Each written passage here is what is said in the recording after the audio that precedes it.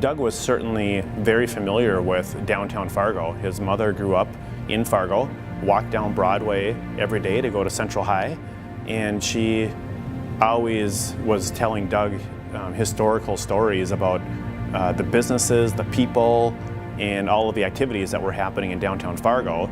And through the 70s and 80s, it was just one business after one building that was either being shut down or demolished.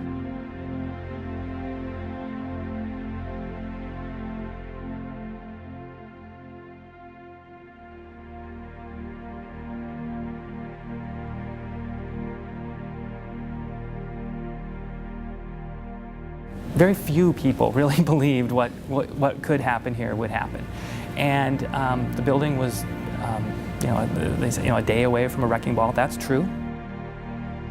All of the changes that were happening in downtown Fargo, and he had an opportunity to change that direction, and I think that's what probably really inspired Doug to take the risk and make the commitment to the Northern School Supply building.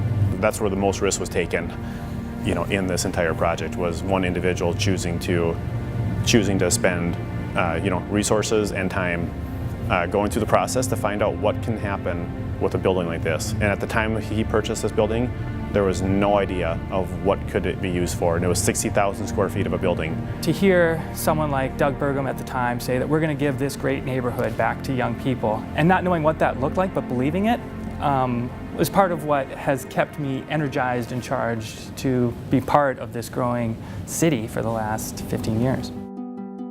This building has been truly the gift that keeps on giving. It felt like people cared about it. The folks that were talking about it spoke so confidently and believed so much that we could bring the campus downtown. And we believed that they could do it as well. There's some architectural rules of thumb that say if you have a space that's this big, you have to have a ceiling that's this high, or people begin to feel sort of squished in their space. And just the proportions of this building in all of the spaces is just perfect. The building is always a teaching tool.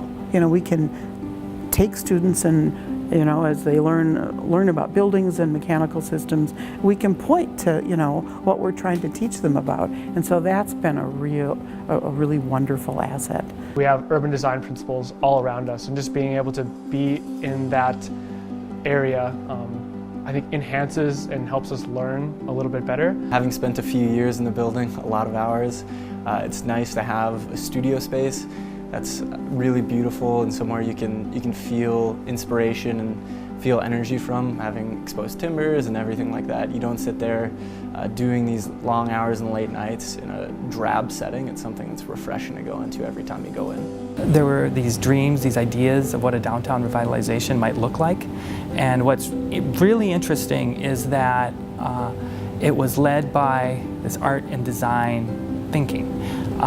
We forget that. We talk about what downtown is today and the buildings and the projects, the retail. We saw, starting in 2004, we saw Downtown Fargo transform, and of course the students saw that, they got to participate in that, and now our students just take it for granted that they go to school in a building that has this great urban feel, that their building is in this incredibly lively downtown area. The community, the public, deserves a lot of credit for saying, hey, you know what, we're going to partner to bring this downtown back and create a great neighborhood. And it's amazing what you can see when people work together to create great places. We talk to the students about the fact that an architecture, and it would be the same for art, education is a really rigorous one, and they will spend a lot of time, in their studios, and they can look around at the studios they visit and say, I could spend some time here. This is a beautiful building to get an education in. This is what gives you hope in the future when you're talking about what 100 years might look like, when you're planning to ensure that there will be healthy and safe environments where people can play and work, find meaning and enjoyment in their life for years to come.